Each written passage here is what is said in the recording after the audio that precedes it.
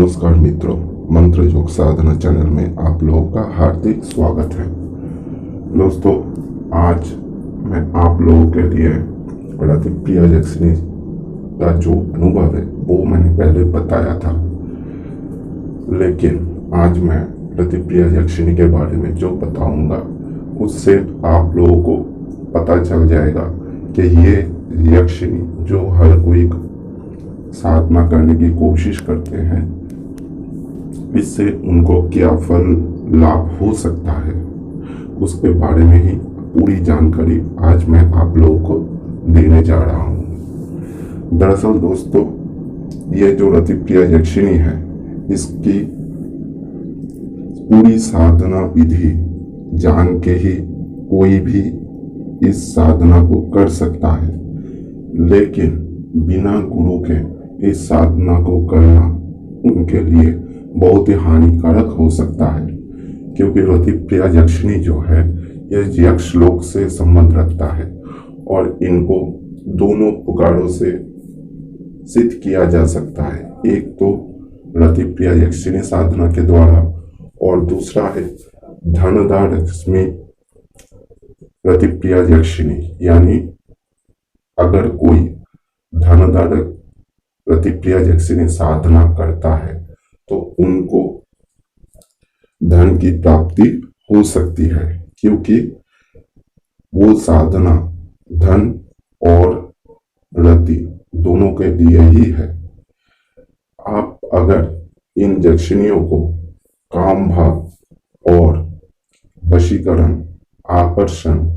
इन कामों के लिए आप साधना चाहते हैं तो मैं आप लोगों को बताऊंगा कि ये साधना मत कीजिए, क्योंकि अगर आप लोग प्रतिप्रिया यक्षिणी को काम भाव और आकर्षण, वशीकरण, इन सब के लिए साधना करना चाहते हैं तो इसके लिए आप लोगों को कुछ हानि हो सकती है। अगर आपके पास गुरु है तो आपका जो हानि हो सकता है उसके लिए वो आपको कुछ भी बता दे सकता है कि कैसे इससे निकाला जा सकता है, समस्या का समाधान कैसे करना है। लेकिन अगर नहीं है तो आप धनदा लक्ष्मी जो प्रतिप्रिया यक्षिणी साधना है वो आप कर सकते हैं, क्योंकि उस वक्त जब आप सामान्य यक्षिणी साधना करते हैं तो उस समय उनके साथ उनकी जो सखिया होती है वो विचरण करती है और यक्ष लोक हमारी पृथ्वी लोक से बहुत करीब है। इसीलिए कोई भी अगर यक्षिणी साधना, कोई भी यक्षिणी हो, साधना करना चाहते हैं तो वो कर सकते हैं, लेकिन उनको कुछ चीजों के ऊपर ध्यान रखना पड़ेगा, जैसे कि उनको काम, क्रोध और भय, इन तीनों चीजों से ऊपर उठना पड़ेगा। उनके अंदर नियंत्रण शक्ति बहुत होना जरूरी है, तब जाके वो इस साधना को कर सकते हैं। लेकिन अगर उनके अंदर इन तीनों भावों को, काम, क्रोध और भय, इन तीन भावों को अगर कंट्रोल करने की शक्ति नहीं है तो वो इस साधना को मत करें, क्योंकि इससे उनको ही हानि पहुंच सकती है। लेकिन अगर कोई इस साधना को आसानी से गुरु के मार्गदर्शन पे करता है तो उनको बहुत फल लाभ मिलता है। इसमें उनको सारी शक्तियां मिल जाती है, चाहे वो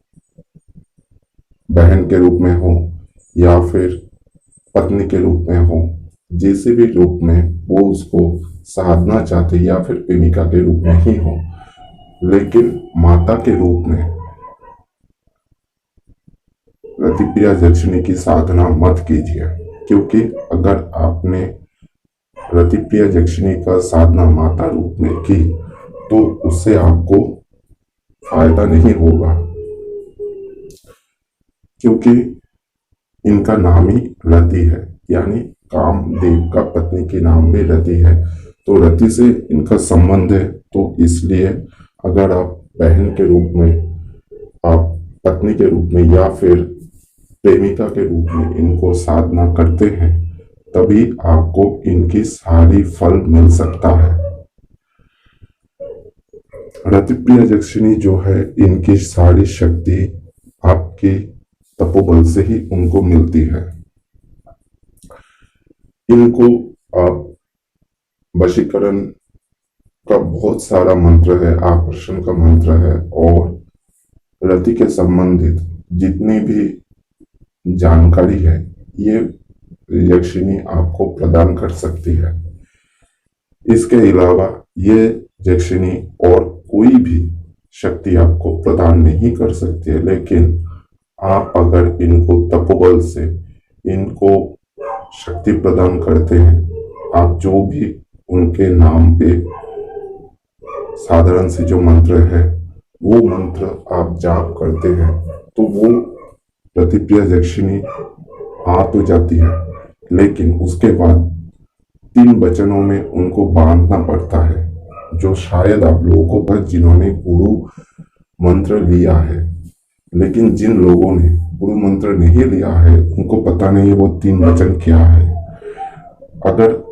यक्षिणी को साधना किया तो आप लोगों को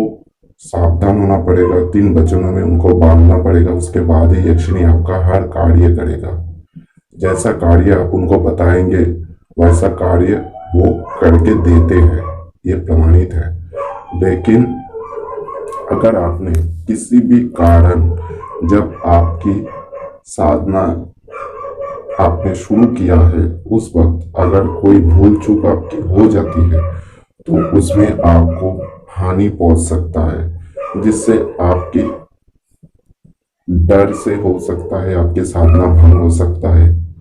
काम के द्वारा वो आपकी साधना को भंग कर सकते हैं, या फिर कुछ चीज ऐसी आपके दिमाग में वो खेल सकता है ऐसे ही कि जिससे आपको क्रोध आ जाए। तो इसीलिए मैंने पहले ही बताया था कि इस साधना को करने से पहले काम, क्रोध और भय के ऊपर आपको नियंत्रण पाना होगा, जिसके लिए आपको गुरु मंत्र का पूरी विधि विधान से उनका जाप करना होगा, उनका अनुष्ठान करना होगा, फिर जाके आपको सारी शक्ति मिल सकती है। क्योंकि गुरु मंत्र ही ऐसा शक्ति है जिससे आपके शरीर की ऊर्जा समाहित होती है। आपको इतना पता चल जाता है कि आप जो साधना करने जा रहे हैं उसके ऊपर आपका कितना शक्ति चल सकता है, क्योंकि वो यक्षिणी जो है वो बहुत ही ताकतवर होती है। लेकिन अगर आपने गुरु मंत्र का सही से अनुष्ठान किया है तो आपके अंदर इतना तपोबल बन ही जाएगा जिससे आप उनसे सामना कर सकते हैं। वो अगर किसी भी परीक्षा आपकी लेती है तो उसमें भी आप सफल हो सकते हैं। लेकिन ये सारी चीज नियंत्रित करती है आपकी दिमाग, जिसके ऊपर आपको नियंत्रण पाना होगा, जिसके लिए आपको ध्यान लगाना होगा। बिना ध्यान, बिना योगा, बिना प्राणायाम के आप अपने दिमाग को, अपने मन को आप काबू नहीं कर सकते हैं। इसीलिए आपको पहले अपने खुद के ऊपर नियंत्रण पाना होगा, फिर आप जो भी साधन है, जो यक्षिणी हो, आपकी पड़ी हो, वीर साधना हो, गणेश जी की साधना हो, या फिर कोई भी पिशाच साधना हो, या फिर आपकी हनुमान जी की साधना ही क्यों ना हो, आपको डर का सामना और काम, क्रोध, भय, इन सारी चीजों का सामना बहुत कम करने को मिलेगी। लेकिन आप अगर आपके दिल और दिमाग के ऊपर नियंत्रण नहीं पा सकते हैं तो इससे आपका हानि हो सकता है, क्योंकि वो जो भी शक्ति आप साधना कर रहे हैं वो शक्ति आपके दिल और दिमाग से खेलता है। वो देखते हैं कि आपकी कितना शक्ति है, आपके अंदर कितना ऊर्जा है, आप कितना झेल सकते हैं। सही गलत का आप कैसे ठान सकते हैं कि ये सही है ये गलत है। ध्यान करते वक्त आप मंत्रों जाप करते हैं, उसी समय एक ही वक्त में दो विचार आपको करना होता है, तब जाके आपकी साधना पूरी होती है, जिसके लिए आपको बहुत कठिन जाप करना पड़ता है। 1.5 घंटे 2 घंटे 2.5 घंटे आपको जाप करना पड़ता है, तब जाके ये शक्ति आपके अंदर समाहित होती है, जिससे आपकी बहुत काम आसान हो जाता है। लेकिन दोस्तों ये बहुत ही कठिन है और इसका जो आसान मार्ग है वो है प्राणायाम और ध्यान। प्राणायाम और ध्यान का मैंने एक वीडियो बना रखा है, मैं उसका लिंक भी इस वीडियो के अंदर दे दूंगा डिस्क्रिप्शन बॉक्स पे। आप चाहे तो उस वीडियो को भी देख सकते हैं, जिससे आप अपने अंदर की सारी ऊर्जा को समाहित भी कर सकते हैं और खुद अपने विचारों पे और मन पे काबू पा सकते हैं, जिससे कोई भी साधना आपके लिए आसान हो जाएगा। या फिर आप एक काम भी कर सकते हैं, जो यक्षिणी साधना करते हैं वो लोग पहले शिव जी और कुबेर देव का एक नियमित रूप से अनुष्ठान कर सकते हैं। वो 11 दिन का हो या फिर 5 दिन का हो या फिर 7 दिन का हो या फिर 21 दिन का हो। इस तरह से उनको भय का और काम का सामना कम करना पड़ता है, कम होता भी है, क्योंकि भगवान शिव जो आदि गुरु है, जिनका यक्षिणी जोगिनी ये सारे उनके गण हैं, उनके गण के ही अंदर आते हैं। तो उसी हिसाब से आप अगर भगवान शिव को नमन करते हैं, उनका अनुष्ठान करते हैं, उनका मंत्रों का जाप करते हैं विधि विधान से, तो उनका आशीर्वाद आपको लाभ होगा और फिर आप भगवान कुबेर देव जो धन प्रदान करते हैं और साथ ही साथ वो यक्ष लोक का भी राजा है, तो उनका आशीर्वाद भी आपको प्राप्त होता है। तब जाके धनदा प्रतिप्रिया यक्षिणी उनकी साधना अगर आप करते हैं तो वो आपको धन प्रदान करती है, क्योंकि कुबेर देव का उनको अनुमति होती है कि वो यक्षिणी आपको धन प्रदान करे। लेकिन ऐसा नहीं होता है कि वो आपको धन प्रदान करेंगी, कोई मोहर लाके वो आपको दे देंगी, सोना लाके दे देंगी, ऐसा होता नहीं है। वो आपको मार्ग बताएंगे, जिस मार्ग से आपको धन की प्राप्ति बहुत ही आसानी से हो सकता है। ऐसी बहुत सारी बातें हैं जो आपको बताएंगी, ऐसे बहुत सारे मंत्रों हैं जिससे जाप करने से आपको लाभ मिलेगी। वो इस तरह से आपको हर चीज बताएंगे कि आपको सारी काम आसान होने लगेगा। लेकिन अगर आपने किसी भी हालत में प्रतिप्रिया यक्षिणी या फिर कोई भी यक्षिणी का साधना आपने शुरू किया है और बीच में आपने उसको छोड़ दिया है किसी भी कारणवश, तो उसका जो हानि आपको होगी वो हानि भी आपको झेलना होगा। आपकी पारिवारिक जीवन में अशांति हो जाएगी, आपकी मानसिक हालत बिगड़ती जाएगी, आपका कोई भी काम आप करते हैं तो वो काम आपके हाथों से छूट जाएगा और आपकी शत्रु जो है वो बढ़ने लगेगा। वो जिस तरह भी है, जैसे भी हो,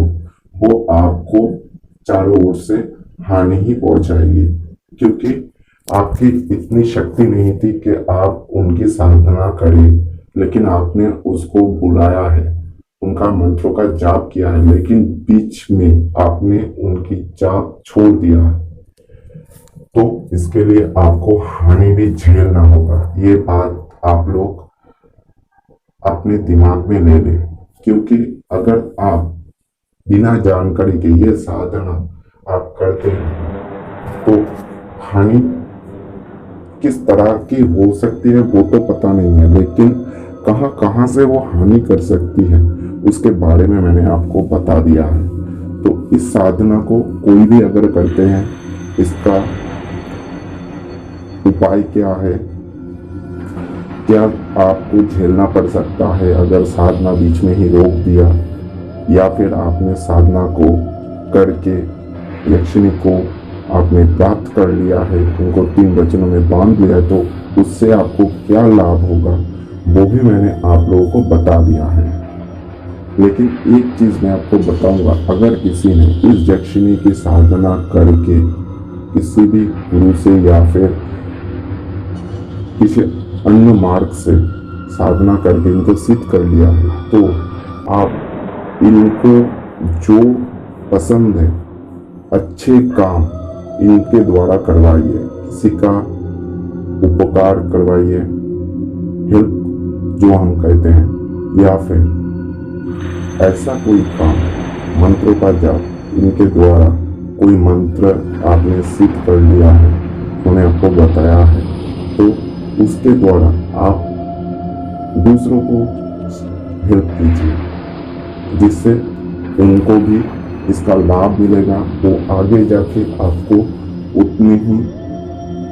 सहायता करेंगे आपकी कोई भी काम बनाने के लिए। उनको जितनी भी शक्ति प्राप्त होगी